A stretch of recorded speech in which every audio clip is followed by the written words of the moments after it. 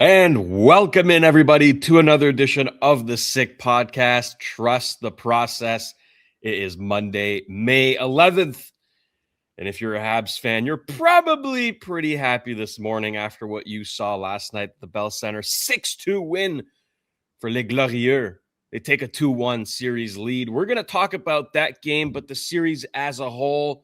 Are there players on the Montreal Canadiens that just bought them a significant contract upgrade? We're going to talk about that. The Laval Rocket season has come to an end. They get eliminated in 5 games against the Toronto Marlies. Some controversy, some performances that maybe left some to be desired, others that impressed. We're going to break it all down, and we're also going to do a season recap.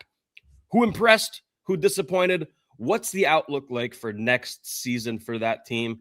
We're also going to talk about the Carolina Hurricanes, who are awaiting their opponent for the Eastern Conference Finals. They are undefeated in these playoffs, the only team, because the Colorado Avalanche have lost a game.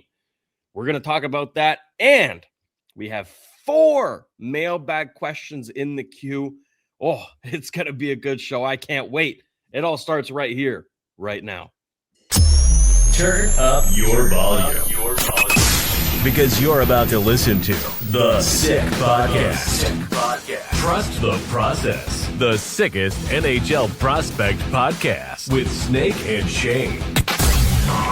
With the 5th overall selection in the 2024 NHL Draft, the Montreal Canadiens are proud to select Ivan Demidov.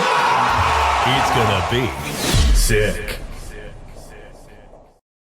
That's right, producer Shayne here, joined as always by my co-host Simon the Snake Bavai. Snake, how are we doing today? I'm doing great, Shayne. And you? I'm doing fantastic. Fantastic. Slept like a baby. It was a great hockey game last night. Let's start with that. The game that was 6-2 win at home. The Habs take a 2-1 series lead. What did you think of the game? What stood out to you the most? Well, what stood out to me over the weekend is that they were pretty decisive wins from the Habs. You know, contrary to the Tampa Bay series that was very close, this one has not been very close. All 3 games, I would say. But what strikes me also is, there's only 3 games played so far, and there are things that I had wrong about, how the series would end up being. But there is one thing that we were right about, and we discussed it last week, is that it was going to be more wide open than against Tampa Bay. There is more space on the ice. And when there's more space, well, the Habs are at an advantage. But also what strikes me, and that includes the first round too, is that the Habs are doing it with secondary scoring. Mm-hmm. Because aside from the power play, that top line has not been good. And I don't know, how many points do they have at 5-on-5? Maybe Suzuki has 2 points. I think Caulfield has 0 or 1 point. Slavkovsky, it's all power play goals, except 1, I think. Not even. Anyway, well, I think you get the point. But it's all that secondary scoring. The Docs, the New Hooks. One surprise, Budzuk. Budzuk is not surprising to me. No. One guy that I'm very surprised about is Texier. Yeah. I did not think that he would perform well in the playoffs, considering his style of play. But so far, so good. So, I would say the main thing, secondary scoring, and obviously Jakub Dobeš. Because Dobeš, what I like about him is that he's kind of a throwback goalie in the sense that over the last 30, 40 years, goalies have become very, very technical. If you look at stuff from the 70s and 80s, you realize that some of the goals that were scored would never go in today. And it's not just the equipment. It's also the technique. But I don't know why, but I don't like robots in net. And most goalies have become robots. They get trained at a very young age to follow this butterfly style, and this is what you do. And it's like they're not being flexible in the sense that, well, I have to place my body a certain way. And it's like there's no place for improvisation. Dobesh improvises, Does he ever? Yeah, like Dominic Hasek back in the day, and Yeah. Hasek won a few Vizina trophies. So that's what I like about Dobesh. He gave up a lot of rebounds this year. That was a concern, but now he's been fantastic. He's been fantastic. So Dobesh and secondary scoring. That's the story of the playoffs so far for the Habs.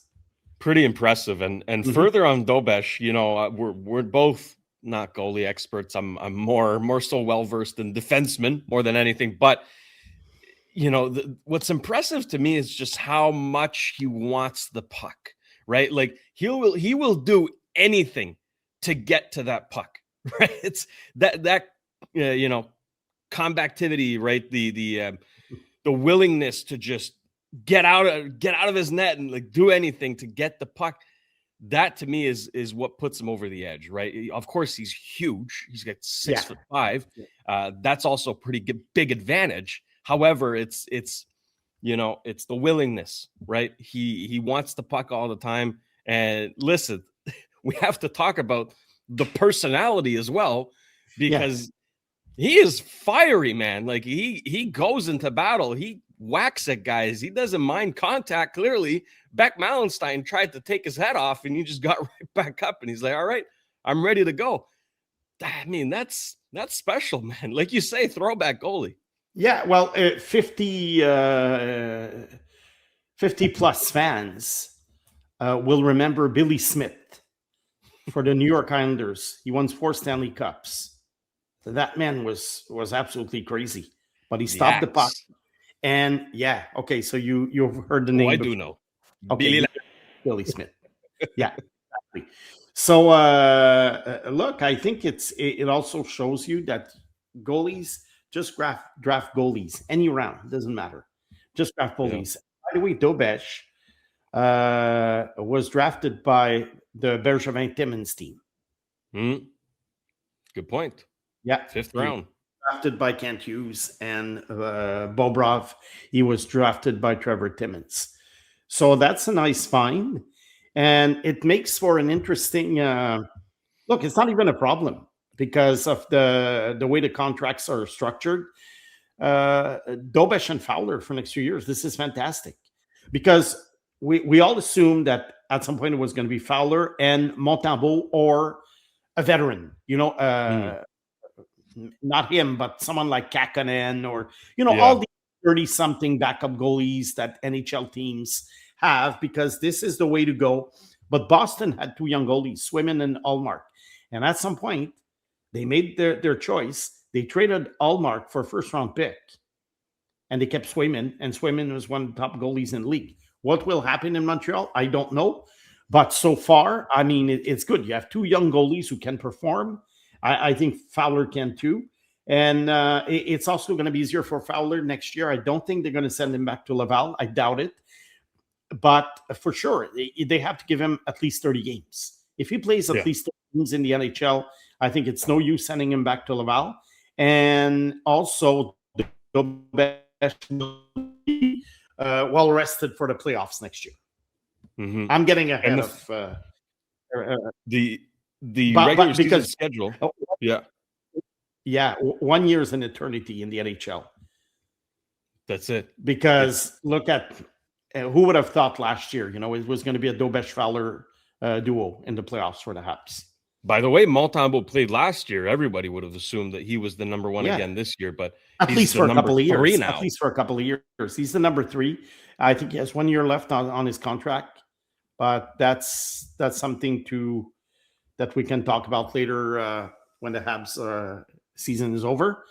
But it's I don't think it's really a dilemma. I think probably there will be a team that might be in need of a backup goalie, and they might just give him away. Or otherwise, you can send him to Laval. And of course, you have to eat 2.1 million of his salary, because I think only 1 million you can shelter in Laval.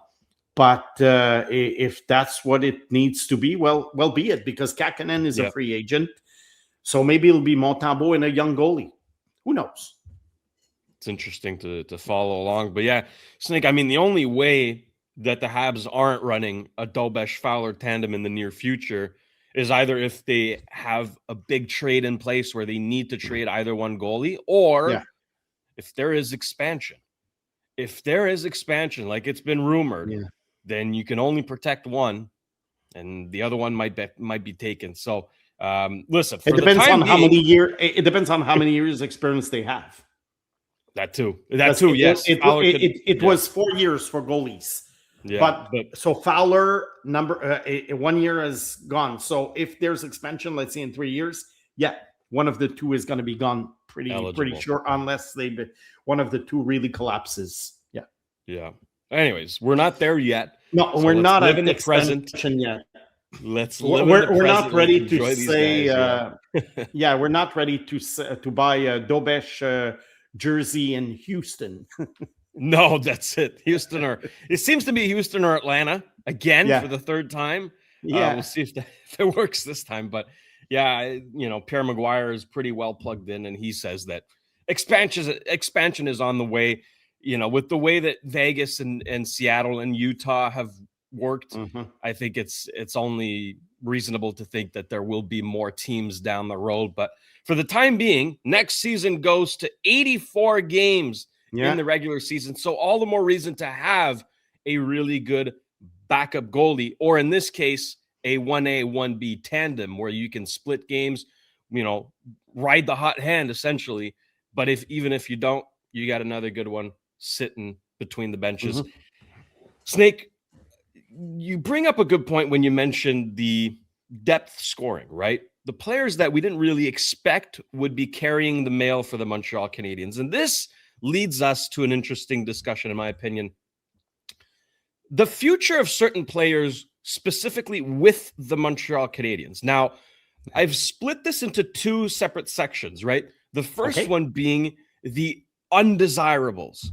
These are the players that throughout the season, some fans have said, well, okay, let's let that contract expire, or let's try to trade this player because it doesn't bring much.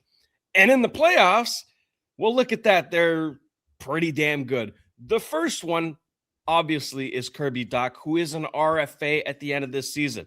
A lot of people, I've said it myself, have said, do not qualify. Let him find another team, right? Snake. Well, he's not stopping. I think, first of all, I think before you don't qualify a player, you're trying to trade him, obviously. Yeah. Because I do think that pre-playoffs, he did have some kind of value. The second option is to renegotiate with the guy and say, look, we'll give you 2 years, but you're not going to get $4 million a year. So he's making 3.3 this year. So you could say, well, 2 years at 6, 5 or 6. That's another option. But now Dach has probably really, really increased his value. And what a turnaround, because after game 2, fans were calling out for him to be sent to the press box. Yeah. Now, the thing with playoff performances, and that's tricky. As much as I value playoff performance, and I always say, I want playoff performance. I want playoff. It's important to have good regular season players, but to me, what matters is the playoffs. Yes. However, will he be able to duplicate this in the future? We don't know. So that's why it's tricky to give him a long-term contract. So the idea probably is to qualify him and see if you can get him, let's say, for 2 more years. And that's it. I wouldn't go beyond 2 years with him because he doesn't have a proven track record. And maybe next year, the same complaints will start over and over again. We don't know. I would be shocked if Dach, who's going to be was already 25, but he's going to play his 25-year-old season next year. I would be surprised if he became like the star that a top 3 pick should become. Yeah. But obviously you have to qualify him. If his trade value has gone up and you can get, because for sure the Habs are going to look for a number 2 center, even if he could go to the Stanley Cup finals. I think they're going to look for a Stanley Cup, a second line center. If he's part of a package, Because I remember when people were, fans were having fun, making trade proposals, the Doc name would always pop up. And I'm thinking, he doesn't have much value, but now perhaps he has more value because of the playoff run. So who knows? I think there's quite a few options now. Whereas the Habs, maybe 3 weeks ago, their only option do we qualify him or not? Yeah. It's Snake. It's really interesting because, as you say, you want like playoff performance is usually a pretty good indicator, right? Mm-hmm. Like that's really when it matters. That's the important part of the season. And look, there's always going to be like a Fernando Pisani, right? For those who remember, in 2006 with the Edmonton Oilers, he scored 18 points in 24 playoff games. Yeah. Hadn't done much before, didn't do much after, but these situations happen. So I think that's why we have to tread with caution here is like, yeah, he's been really, really good in the playoffs so far, but overall the sample size would indicate that he is still a bit of a risk. So I think your statement of, okay, re-sign him, short-term deal, or capitalize on the trade value now, move him would be the correct approach. But again, I think Kent Hughes has it figured out. And what's tricky about Doc vis-a-vis Pisani is that Fernando Pisani came out of nowhere. Kirby Doc was the number 3 overall pick. Yeah. That's why it might trigger the reaction like, the upside finally has arrived. Yeah. You know what? I doubt it. But whatever he can give to the Habs is good. And obviously, he's not going to cost. I don't think he's going to cost $6 or $7 million a year just because he had a couple of good series. No. So, but I think at least it confirmed that he'll be back next year unless he's traded. That's it. Anyways, we'll keep tabs on that, and anybody in the chat is more than welcome to give us their thoughts and opinions on the matter. Another player, Snake, that I'd like to talk about is Josh Anderson, because he has one more year at $5.5 million. Yeah, obviously on the older side of the team, right? He is. Let me just see here. He's 32. Yeah, he's 32, right? So again, he's a bit older than the core, right? Which is 27 and under. However, he has proven himself to be a playoff performer, a difference maker when it comes time to the playoffs. It's an interesting discussion with Anderson because he's not going to make $5.5 million again on his next contract, and the term is also going to be a factor here because he'll want long term, he'll want stability for the rest of his career, but the Habs might not want to do that because he is 32, and he plays a style of play that isn't really conducive to aging players. So what's the game plan with Anderson? How do you see him in the long-term plans for the Montreal Canadiens? Well, when his contract expires, which is 2027, he's going to be 33. Now, at trade deadline, a lot of teams are looking for that kind of player for whom they're going to give away a second-round pick or a third-round pick because you need these guys in the playoffs. The Habs already have one. So you don't have to look for one, you have one. However, starting at the age of 33, with a guy like Anderson, I do understand you have to go on a year-by-year basis. You can't risk giving him a 3-year contract, and then at the age of 35, it's like, oh boy, what did we do?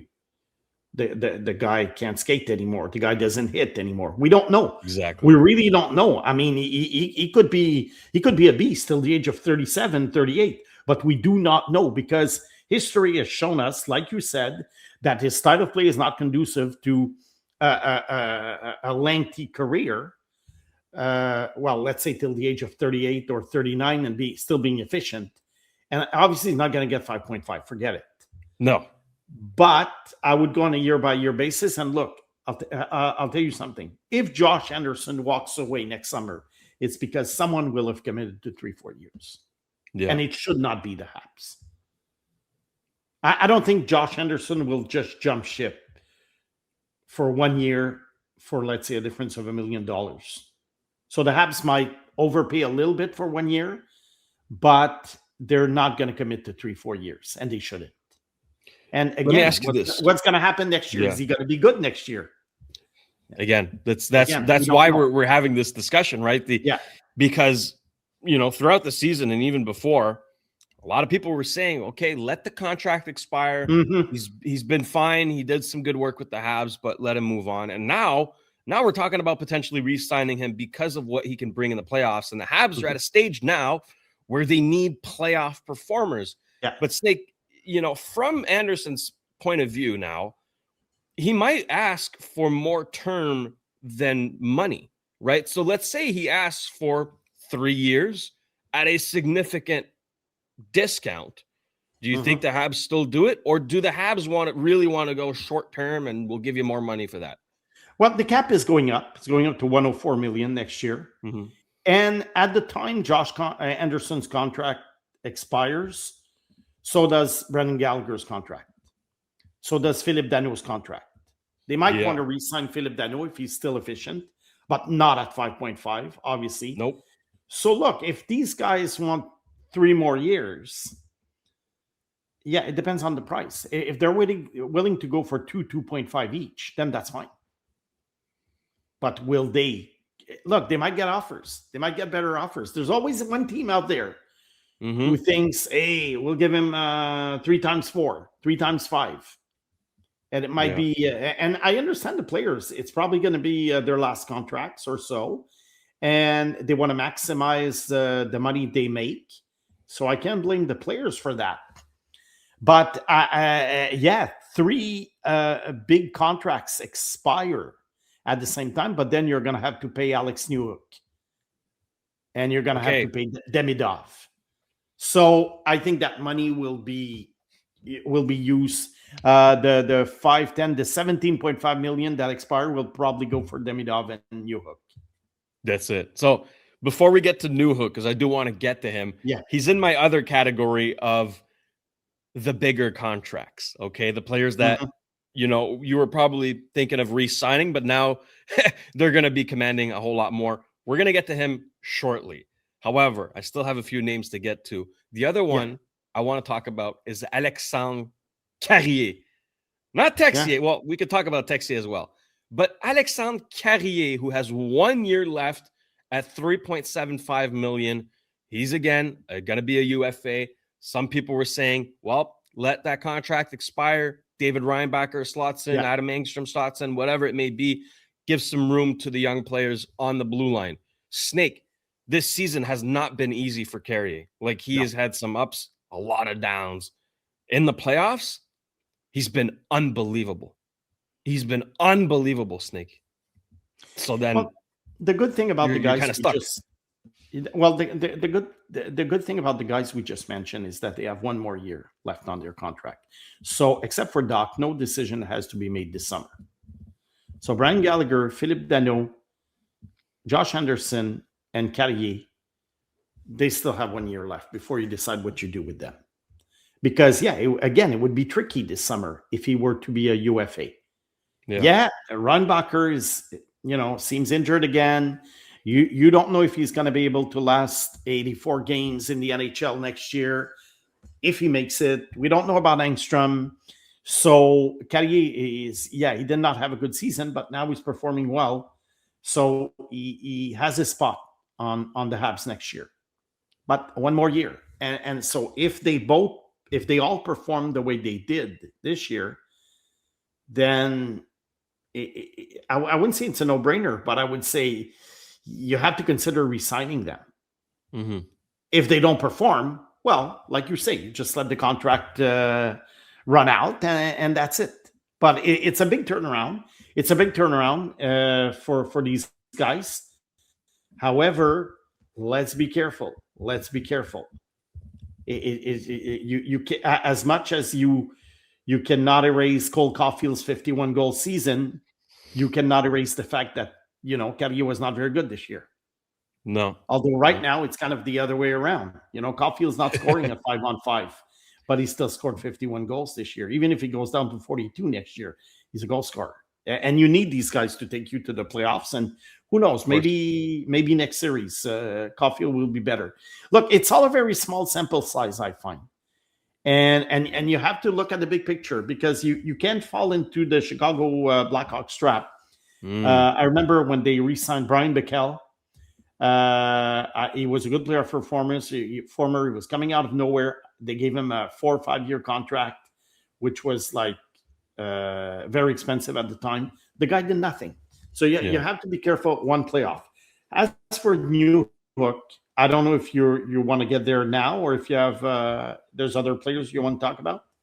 No, I think we covered the undesirables, right? The players who most fans just wanted to let go. Now I think we go into the players who have played themselves into much bigger contracts, and Alex Newhook is obviously at the top of that list. He's got one more year at $2.9 million. Safe to say he will not be making $2.9 million on his next one. No. Probably a lot more. Well, what happens is that's another guy, one more year left. So but with him, we kind of know what to expect. He's in his prime right now. We know we can score like a solid 15 goals during the regular season. He's more of a third liner on a great team than a second liner, I would say. So we kind of know what we have with him. He's been great in the playoffs. I think with Newhook, it's going to be easy to re-sign him long term, because he'll be in an age group that is conducive to re-signing for 6-7 years. And also there will be comparables brought up by the agent. What does a guy who plays a certain amount of minutes per game, scores a certain number of points, how much do they make? What will be the norm at the time? Will it be 4.5? Will it be 5.5? Will it be 6? We'll see. The cap is going up. So are some contracts. But the days of getting a third liner for like $2-3 million are over. No, that's it. I mean, a good third liner. I mean, you're not going to get him for $2-3 million anymore. So it could be closer to 5. Again, we shall see. He's probably going to have the same kind of regular season that he had this year, next year. I'm okay with re-signing him long term. I don't have a number in mind, but I'm curious to see what players in his category will sign for in next year or so. That's it. But point is, he's going to stick around. I think Kent Hughes, made a trade for him. He clearly saw something. And Alex Newhook, I think not enough people are talking about this, won the cup with the Colorado Avalanche as a third liner. So that's a proven recipe. For a fact that you can win the cup with Alex Newhook on your third line. Right now he's on the second. He's performing big time. A player that is on the third line, Snake, and is performing is Zach Bolduc. Another one who, many Habs fans were maybe a little disappointed or concerned by his regular season compared to what he did with the St. Louis Blues the year before. But in the playoffs, I mean, this is his bread and butter, clearly. He has made himself so important, so valuable to this team in only 10 playoff games. But really, it's apparent. Every time he's on the ice, you see him, and the other team feels him too. He's hitting everything. He's making plays. He's confident. He is an RFA at the end of this season. His ALC came to an end. What kind of direction should the Habs go with him? Do they go long-term right away? Maybe a bridge deal? What are you seeing? I think the agent will ask for a bridge deal, because if the Habs want to sign him for like 5-6 years, probably that the amount of money will be a little bit too much. That the amount of money that the agent will ask will be a little bit too much, because you're still betting on his potential, because he did not have a great regular season. He's I would say he's quite an experience in the sense that he's played 2 years in the NHL. I think the agent will aim for a bridge deal. It's probably the best deal for the Habs. How much money? Again, I don't know. Numbers are changing right now. Numbers are really, really changing with the cap going up. But I predict a 2-year contract. I think that's fair. Yeah. That's I fair. predict You get a good sample size with that. It's kind of a prove it. And then with 2 years, then he can hit the jackpot. If he, if he scores like 20, 22 goals a year, then he can make his $6 million a year plus. Yeah, exactly. But I think he's reassured quite a few fans. Maybe Kent Hughes as well. I don't know that Kent was that worried, but now he's probably feeling pretty good about that trade. Speaking of ELC now, we mentioned him off the top of the show. Jakub Dobeš has one more year on his ELC. He's going to be the number one next season, obviously with a tandem with Jacob Fowler. But man, Snake, he's like, if he keeps playing like this, we could be looking at a significant contract here. Yeah, and he will be eligible for an extension on July 1st this year. I don't know if it's going to happen or not, because the Habs can be proactive and basically re-sign him for, let's say, a good 5-6 years and to a significant amount of money, and then for sure you keep him around, or you wait another year. The next year, if he's still as good as he is this year, then he becomes an $8-9 million goalie per year. And then what do you do? Risky. It's risky. So, but again, I realize with this conversation that 2027 is going to be a very, very busy summer for Kent Hughes in terms of contract negotiations and deciding who to let go, or how long do you keep these guys? Because right now it's kind of an easy job, and it said that you just let the contracts run out, see what happens. The Habs are okay cap wise. And they're going to get some cap relief next year with the contracts that we mentioned, the big contracts that are expiring. But then again, they're going to have to pay Dobeš. They're going to have to pay, Demidov and these guys. Look, I think Dobeš, I would like just let him play another year before I renew his contract. I wouldn't gamble on giving him 5-6 years at a very high amount of money. But look, if he's willing to take $4 million a year for 5 years, of course. But if they're asking for 6-7, I'd rather wait, even if it costs me 8 or 9 the year after. Yeah. Anyways, it's a tricky situation with him, but again, a good problem to have. Yeah, they're all good problems to have. They're all good really problems good problem to have. No, because some teams are really, really. Yeah, I remember the Leafs. For so many years, they had cap issues. Every summer they had cap issues. Who do we let go? Who do we keep? Now the Habs, they don't have issues. It's just a matter of managing the money well. And what really helps Kent Hughes is all the long-term contracts that he's negotiated before. For Caulfield, for Hudson, for Slavkovsky. Are they all going to be worth it? We don't know. But one thing is sure is that the risk is very low. And Suzuki's contract negotiated by Bergevin was great.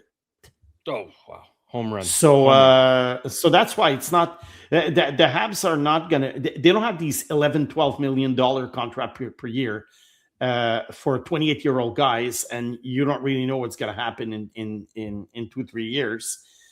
So, even if Slavkovsky doesn't get 90 points a year, it doesn't matter. He's making less than $8 million.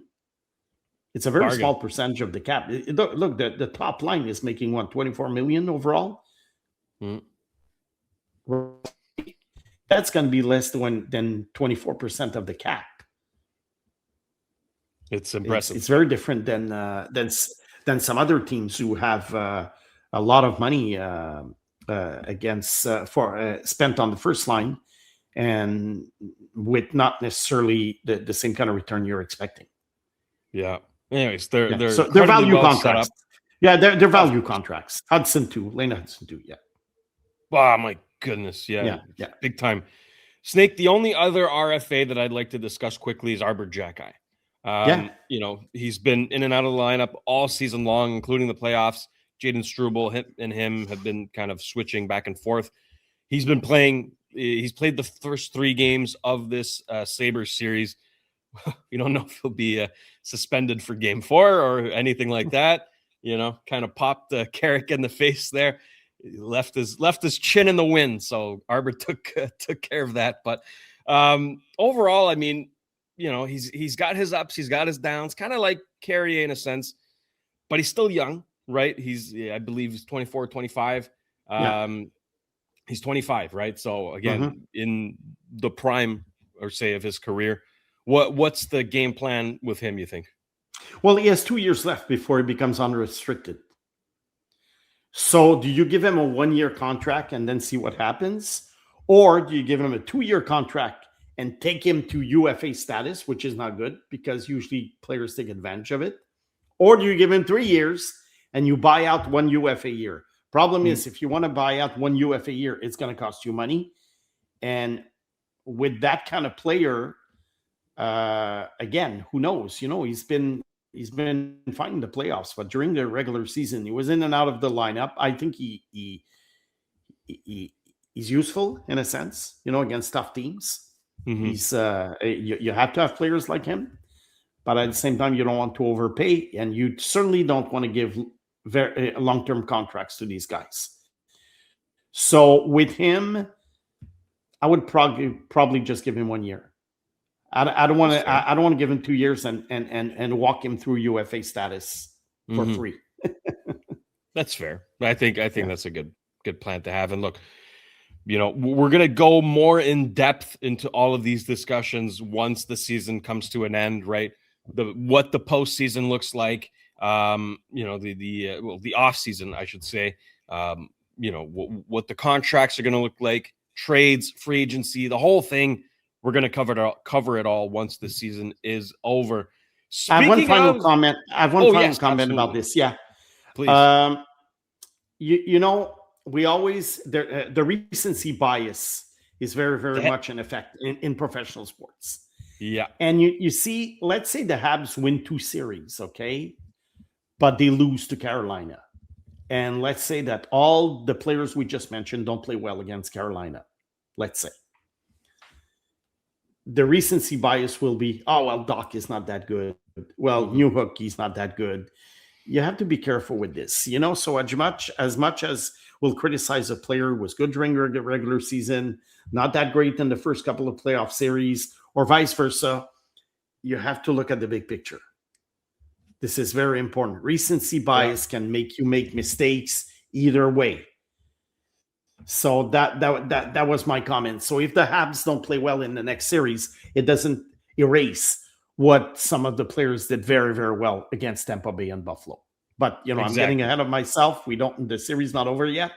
But hypothetically speaking, I understand. I think you get my point. Yeah.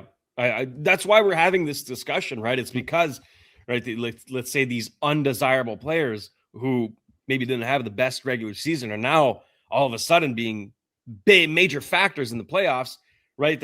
That's recency bias. But again, it's also the most important part of the season, and they're performing in it. So that's where we have to find this balance. And look, we can hand it over now to the viewers in the comment section. Let us know what you would do with these following players, what the game plan should be for Kent Hughes this off season. Now, speaking of the season being over, it is the case for the Laval Rocket, who were eliminated in 5 games against the Toronto Marlies. Say what you will about the officiating. Look, we're not here to talk about that. We're here to talk about the hockey and the players. Owen Beck scored the only 2 goals in game number 5. They lose 3-2. So again, an encouraging sign if you're a Habs fan. Owen Beck performing in the playoffs is never a bad thing. Now, Reinbacher and Del Gaizo were injured, so they did not play game number 5. So, injuries factored in their loss as well. And more importantly, they didn't have Jacob Fowler, right? All due respect to Capo Kakkonen, who had a shutout in game 4. He's not Jacob Fowler, right? Let's call a spade a spade. So, Snake, let's start with the positives, looking at the playoffs and the regular season for the Laval Rocket. What were some positive takeaways or encouraging signs that you saw this season? Well, obviously, Fowler's played when he was there in his rookie year. He was lights out. That was fantastic. On defense, as the season went on, I really like Reinbacher's play. Mm-hmm. So that was very good. Engstrom was one of the best defenseman in the American Hockey League, so that's why he deserved this call up. That's why he was still in Montreal during the playoffs, although he didn't play. Yeah. One guy who's a little bit older and he only played a few games, so I'm not ready to say that he's a future NHL player, but who I thought played well was Luke Mittelstadt after they signed him. But he's already 23, so let's not get too excited.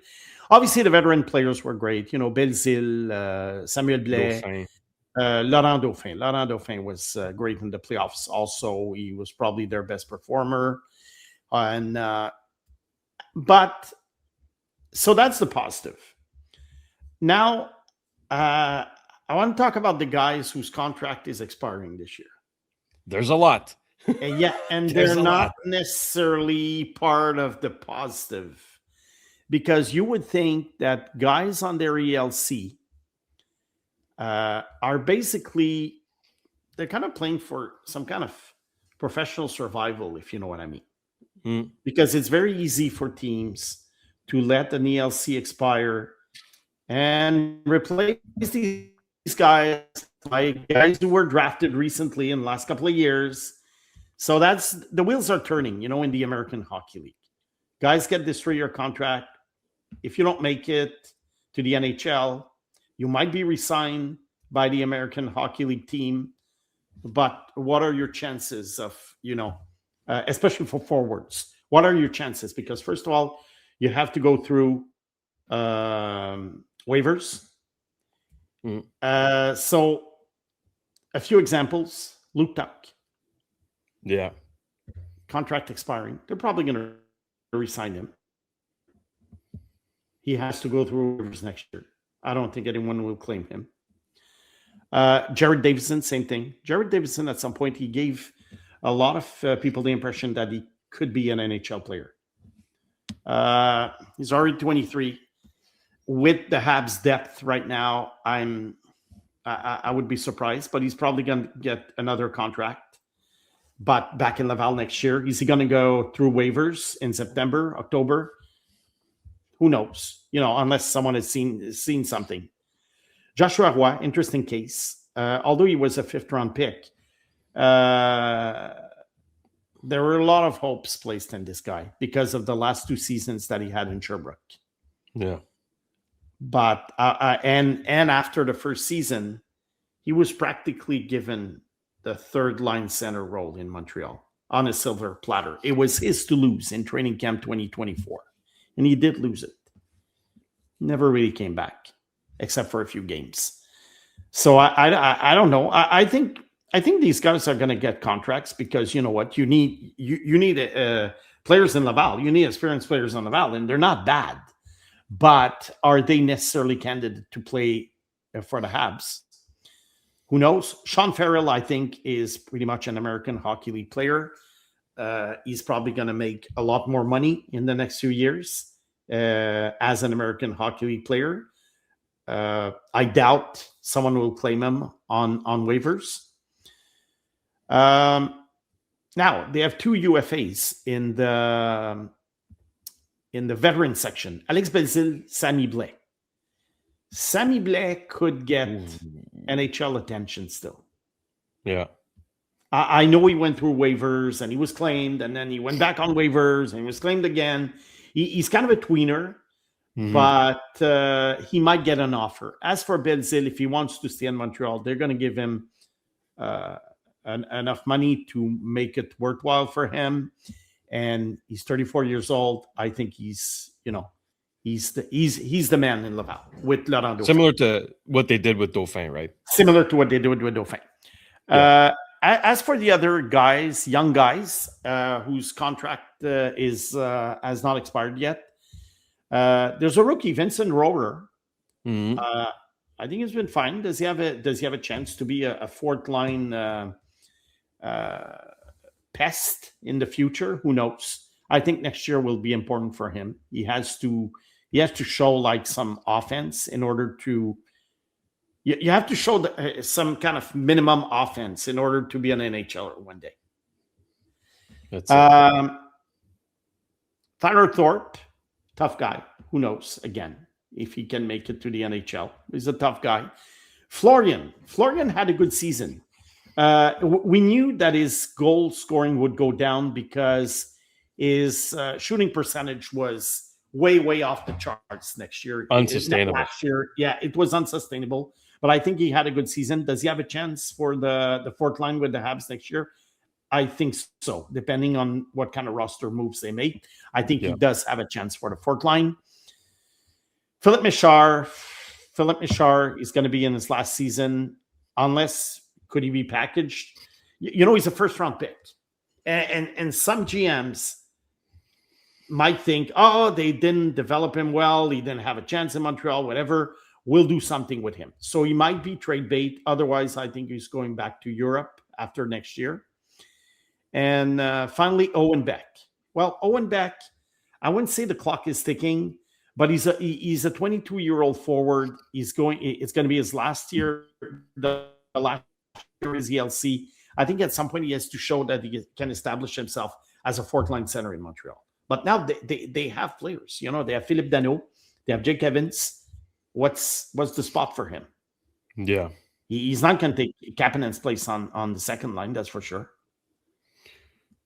He's not even no, and no, it's not. I know what you mean, but I think you know what I mean. You know what I mean? So Danault and Evans go up. Could he be the fourth line center? Look, I don't think the Habs are going to open next season with Suzuki, Danault, Evans, and Beck. Unlikely. It's very unlikely. So I think another guy who perhaps could be trade material, early second round pick. And on the defensive side, we talked about Ron Bacher. We'll see what happens. Can he make the Habs next year? Same with Adam Engstrom. I think Adam Engstrom at some point has to establish himself as an NHL defenseman. Next year, you have guys like Owen Prutz arriving. Owen Prutz, another type of enforcer who's a long shot to make the NHL, but with these guys, you never know. William Trudeau is an RFA. William Trudeau, I know that he has a lot of fans here who wonder. I often get this question, in my French podcast, what's happening with him?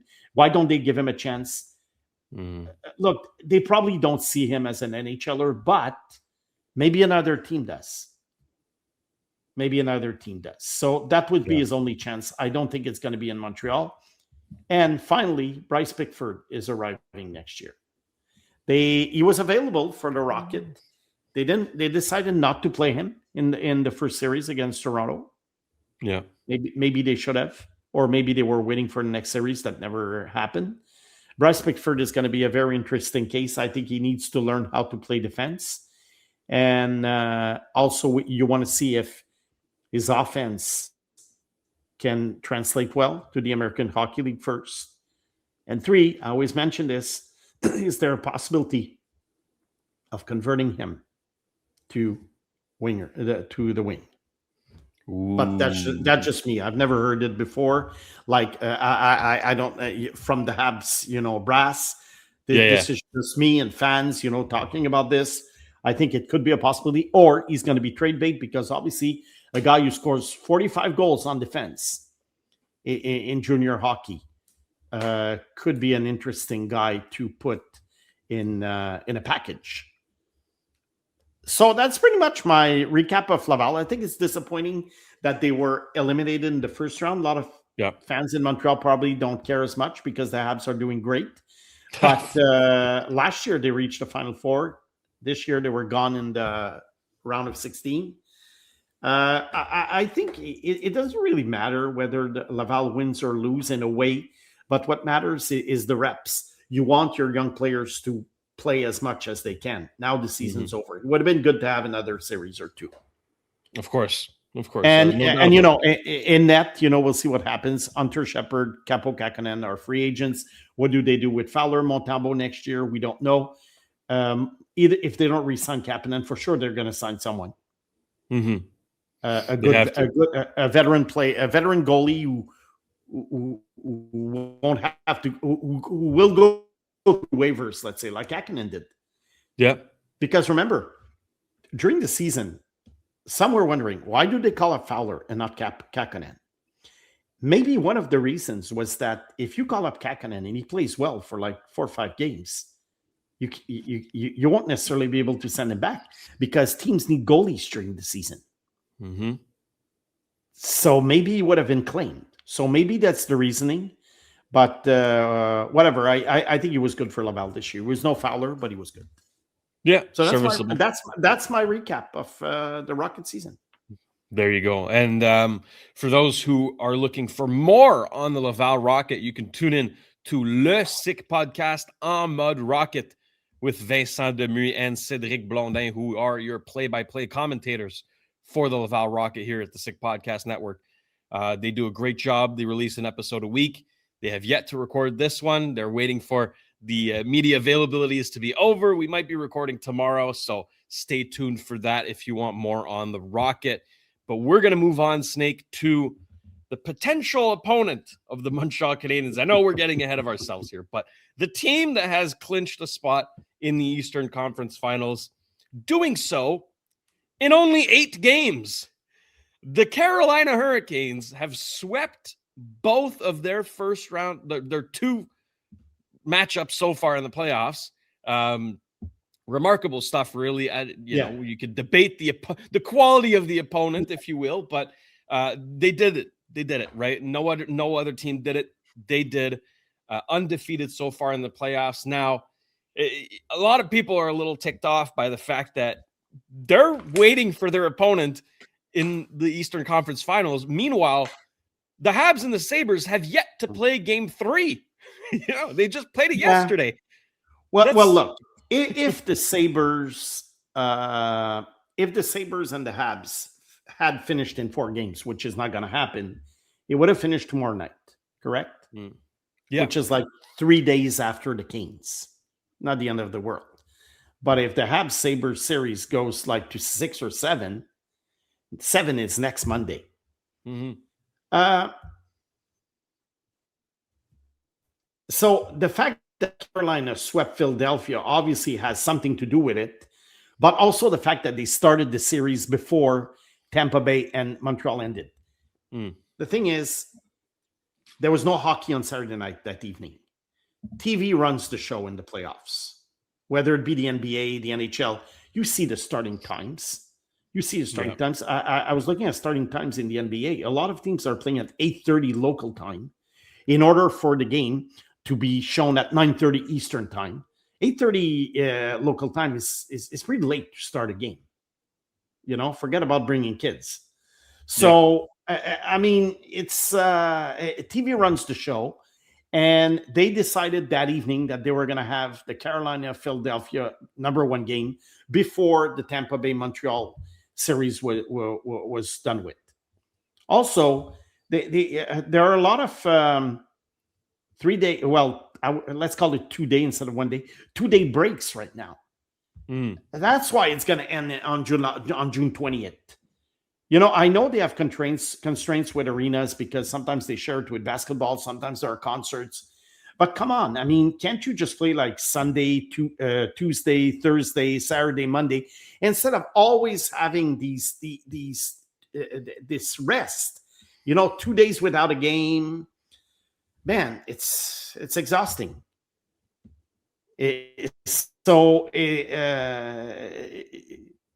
That's what happened with Carolina. I think it's due to the fact that they swept both teams.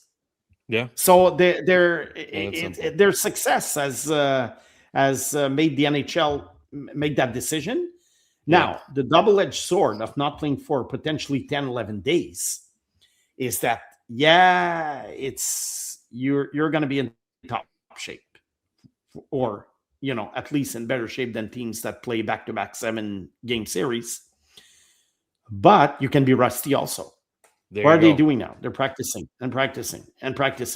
and yawning and waiting for the next team and watching the Habs and the Sabres on TV and yawning and practicing. So how do you get back into this? But I think it will only show in the first game. That's it. So if the Habs win, what they have to make sure is that they win the first game in Carolina. Must win. Yeah, it's like a must-win game because this is when Carolina is going to be at its worst. That's it. Yeah, that's it. Look, the Habs Buffalo series is still only 2-1. There's at least 2 more games to be played on this one. So, we're getting ahead of ourselves here, but it's worth discussing, however, from the Hurricanes standpoint, like you mentioned, the rest or the rust, which one will prevail in a long waiting period like they might have. It might play against I them, think in the long run, they're going to be healthy. In the long run, it's good for them. But if they lose game 1, then they're putting themselves in a more difficult situation. If they win game 1, then they're just gonna roll over the opponent. I think. Undeniable. Although it's not a team that I cherish. I mentioned to you, I think they're very good. I respect them.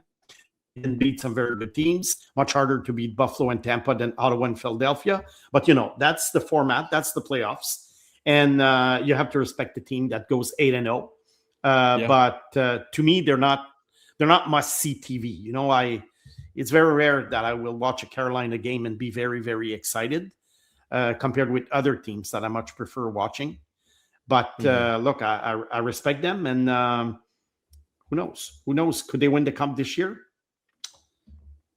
I doubt they can beat Colorado, but again, will Colorado be there? Minnesota won last game, so who knows? Yeah. It's so hard to predict. It's so hard to predict. Yeah, absolutely. Well, look, we'll move on here, but let us know in the comments section if you're the Carolina Hurricanes. How are you feeling about the break here? Could it play against you? Could it play for you? Let us know in the chat. Before we get to the mailbag, Snake, of course, a quick word from our partners here at the Sick Podcast that bring you Trust the Process.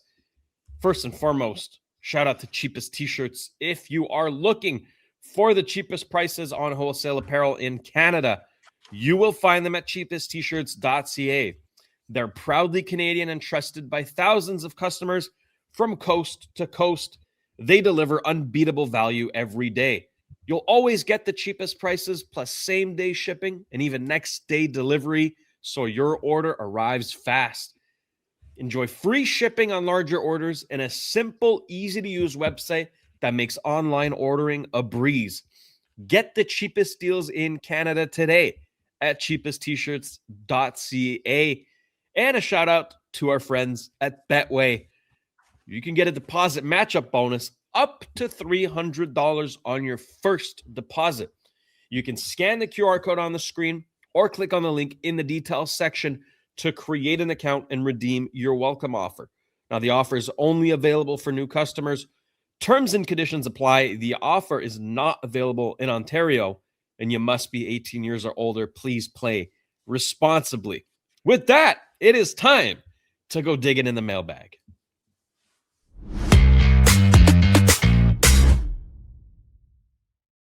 As I mentioned off the top, we have 4 mailbag questions to get to. So let's start with the first one. And this one is coming from Rick Atwell. Our buddy Rick, would you trade David Reinbacher for the 2nd overall pick? Rick, whoa, ambitious. Yeah, I think it's quite an easy answer. The answer is yes. Obviously, if the Habs wanted the 2nd overall pick, they would have to add more to David Reinbacher. I know Reinbacher was a 5th overall pick, but I don't think he has progressed in such a way that he would be worthy of the number 2 pick right now. Now, because what also happens at this time of year is that draft picks are worth a lot at this time of year.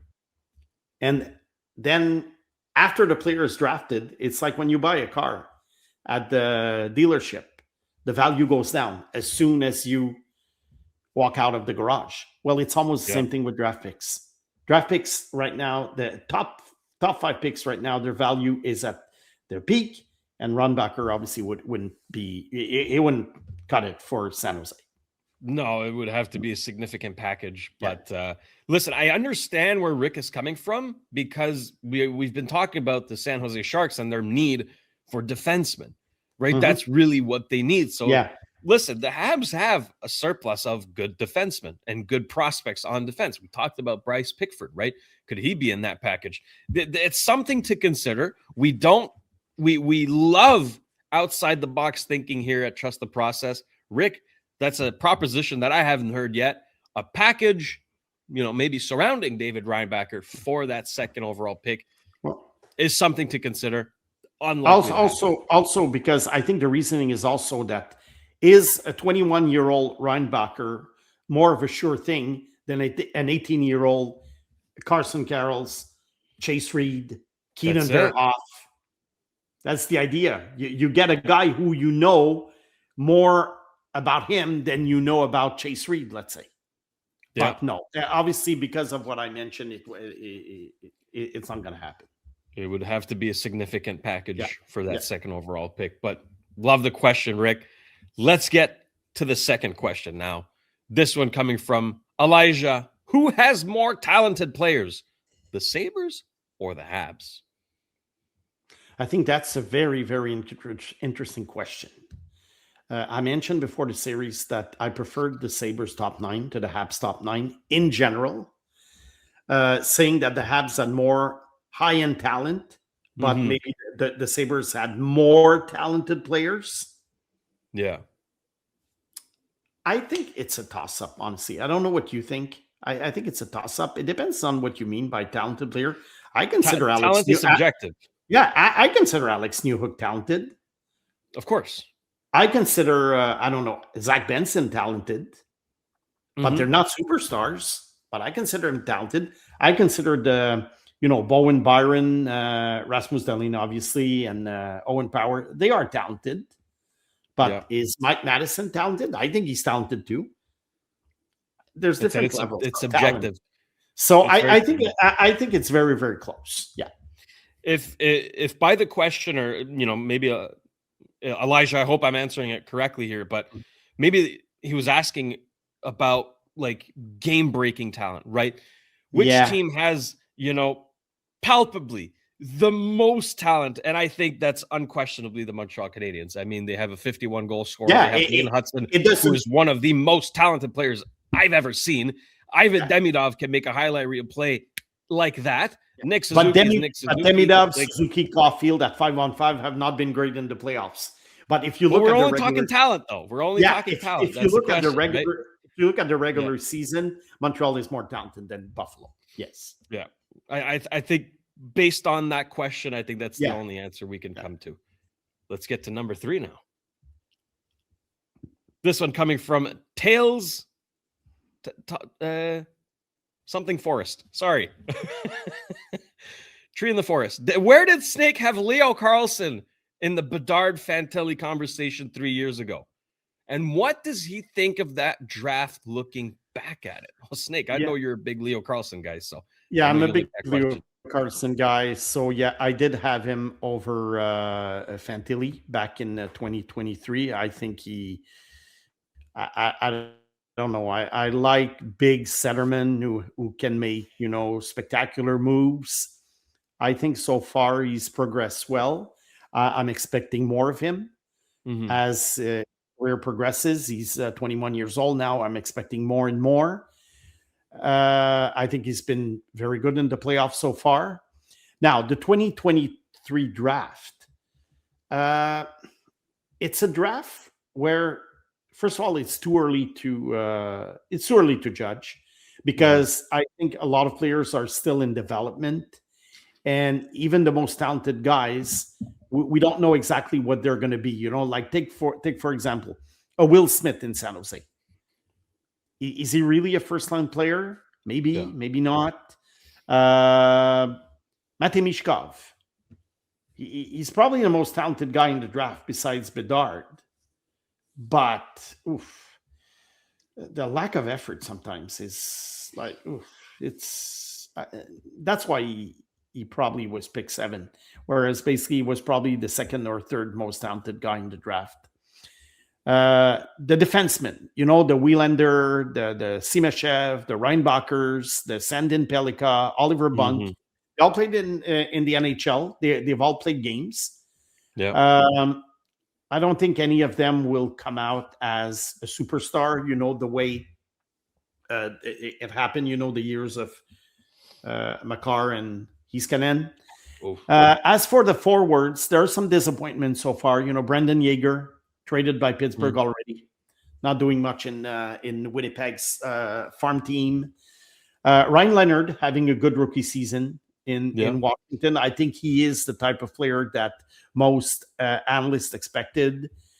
Other guys, like Dvorsky, Daniel Butt, Nate Danielson, we don't really know yet what they're going to be. So Gabriel Perreault, same thing. I like Gabriel Perreault a lot. I thought he was a steal at 23. We'll see if I was right or wrong. Mm-hmm. So very, very, very early to tell. And after the first round, not many guys have played so far. I really like third-round pick Nick Lardis by Chicago at the time. He has 10 goals in 41 games. So I think he's going to be a regular next year. So far, I think it's pretty good at the top. If you consider, the big four, that Bedard, Carlson, Fantilli, and Will Smith, I think it's pretty good at the time. Top, then we'll see about the rest of the draft. To me, honestly, year after year, most drafts, I would say 80% of drafts end up pretty much of the same quality. Mm-hmm. And I've noticed that, draft analysts, it's always wait till next year. It's going to be much better. Sometimes it is, sometimes it's not. 2026 was supposed to be fantastic at this time last year. Now we're talking about 2026. It's not deep, it's weak, blah, blah, blah. Look, there will be some great players coming out of the 2026 draft. It's just that right now, the best player could be picked 9th overall. Who knows? It's not just obvious, and there's not a big gap between McKenna, Stenberg, Chase Reed, Kayla Melotra, Carson Karls. There's not a big gap. So the consensus player is probably McKenna because of his past, but it's very, very close. Very, very, very close. Very hard to predict who's going to be the best. Anyway, we're going to have some now. Yeah, we're going to talk about it in the future. We're going to have some fun. But regarding 2023, I think, look, there's good players, like in every draft. Yeah, I think we're all just chasing that feeling that we had in 2015, right? Yeah, exactly. That was the draft. Yeah. Oh, my goodness. Anyways, it's probably not going to happen again, if we're being honest. So just appreciate the 2015 draft class. Oh, now we're talking about 2028. Oh, 2028 is supposed to have 5 superstars right now. Look. Anyways.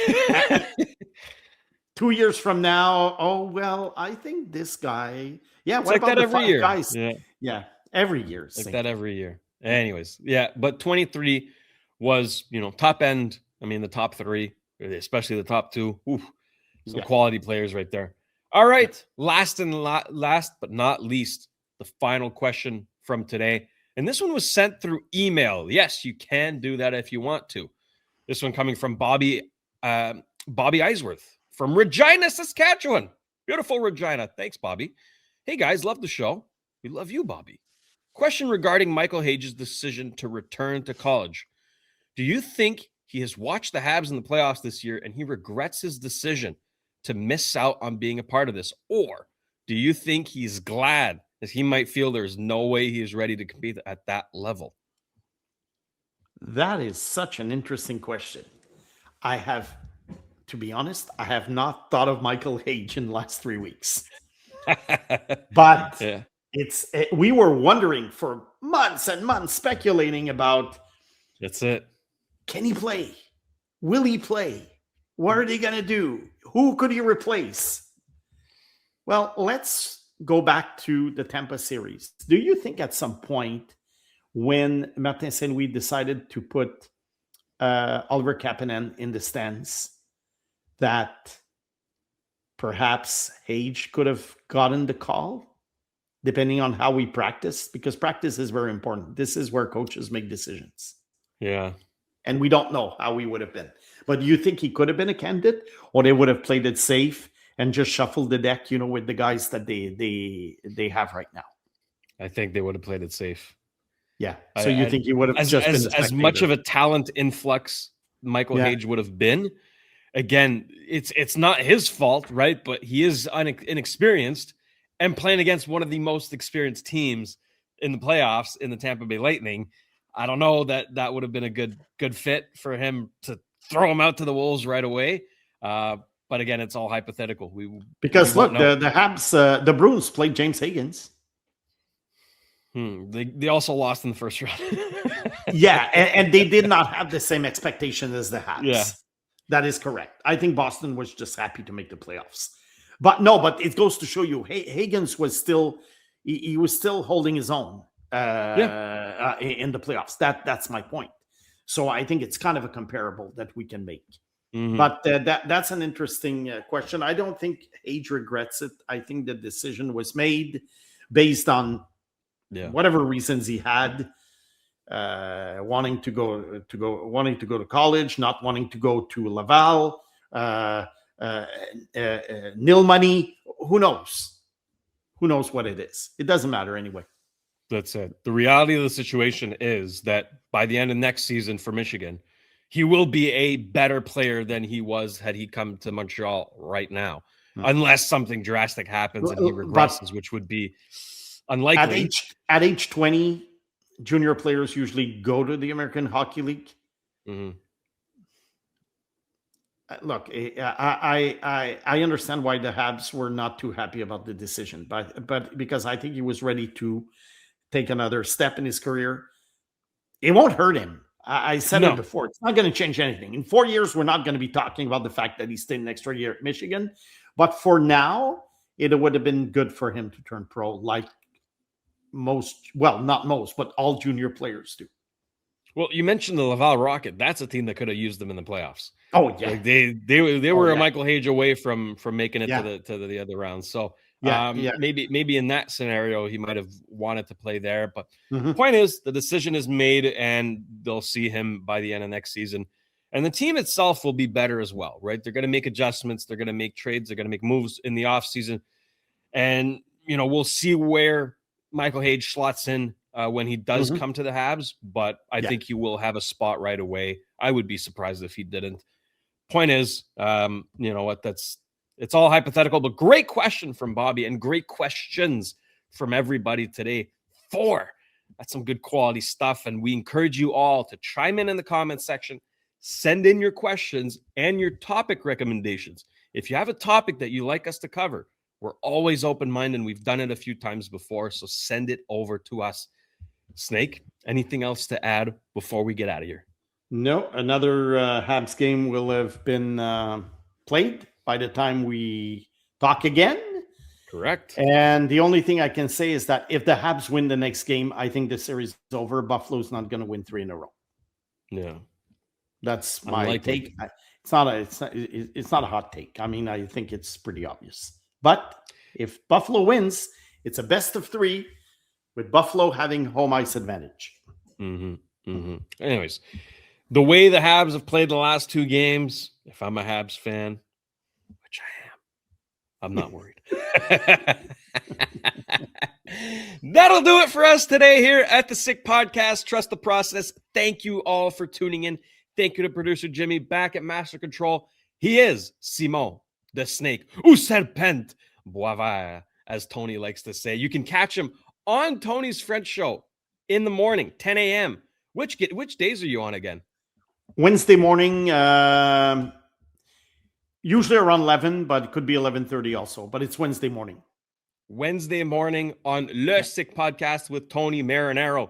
And you can get some more of Snake on Mathias et Le Serpent, KO Sports. They're going to be recording an episode coming out tomorrow. Yeah, tomorrow, 5 a.m.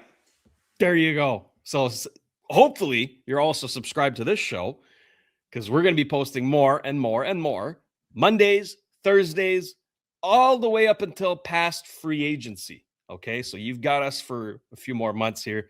We love doing the show. This is the best time of the year. Playoffs, the draft is coming up. So much happening. That's why the shows have been a little longer, because we got some stuff to cover, but we love doing it for you all. I'm producer Shayne. We'll see you again on Thursday. Until then, enjoy the hockey. Take care.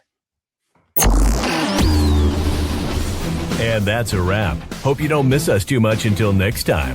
Follow the Sick Podcast, Trust the Process on YouTube, Instagram, Facebook, Google Play, and Apple Podcasts.